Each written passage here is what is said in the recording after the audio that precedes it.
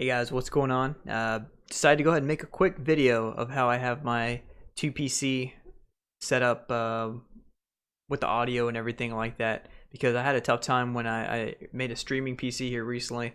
Tough getting all the audio that I needed from my gaming PC over to my streaming PC for my streams and recordings and stuff like that. So I bought the Elgato HD60 Pro and I put that into the streaming PC, and all I did was just use HDMI that it came with, and I hooked up the gaming or the capture from the streaming PC to the back of the gaming PC. So I got it hooked up to the GPU on that side. And the main thing that you just got to do on the gaming side is just make sure that you have Elgato selected as your playback device. So that way any kind of sounds that are coming out of your gaming PC over here, it's going to be running now into your streaming PC via the capture card. So you're going to want to make sure you have that set up, and that's really all I gotta do on the gaming side.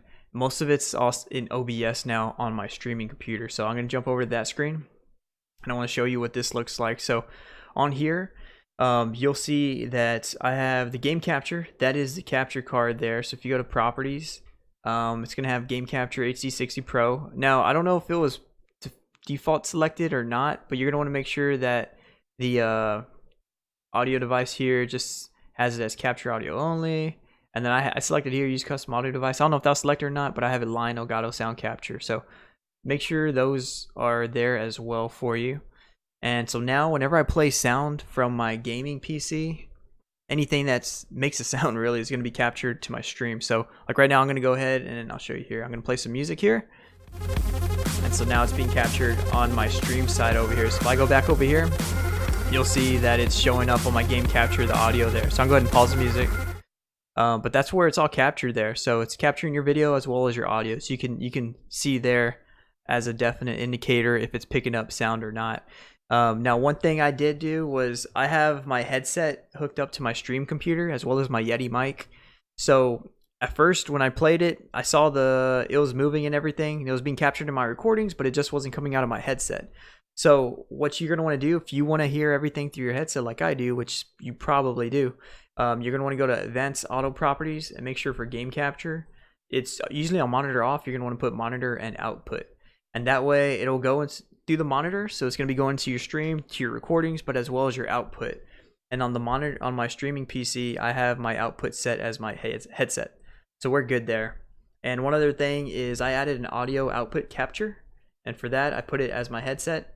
And the reason why is because I use Discord a lot whenever I'm playing video games and everything, so I wanted the stream and the video recording to be able to pick up my friends when they're talking and stuff like that. So I have that set up, so now whenever they are talking through Discord, it's being captured in my streams and on my recordings. So that's something you might want to look into also if you need to use that. But one thing I would caution with is just you might have to mess around with the sync offset, because I know the audio, what happens is it captures your friends talking and everything, but it's also capturing your gaming audio again. So it's kind of repeating the audio. So I have it set pretty low, but also I had to sync it up because it was causing like an echo effect a little bit on some of my streams. But once you start tweaking it, and you can just keep doing recordings and listening to yourself, you can get it synced up to where the audio output capture and the game capture are pretty much on point. And that way there won't be any kind of echo effects or anything like that. But I mean, it's not a big deal. It's just a little messing around if that does occur like it did to me. But the best thing, excuse me, about this is that you don't have to pay anything extra. All you have to do is just use the capture card and the HDMI that it came with. You don't have to buy a soundboard. You don't have to set up any virtual cables or anything like that. So it's a pretty simple setup if you just kind of know what you're changing and what settings to put it at. Now, it took me a little while to get all this taken care of, so hopefully it wasn't too confusing to follow along. If you have any issues, feel free to drop a comment on there. I'll be more than happy to try to help you out. I may or may not have the answer to it, because I'm definitely not a pro at this stuff. I just kind of got lucky that it worked out for me the way I was looking for. So yeah, again, hopefully this works for you. If not, leave a comment and I'm more happy to try to get to you.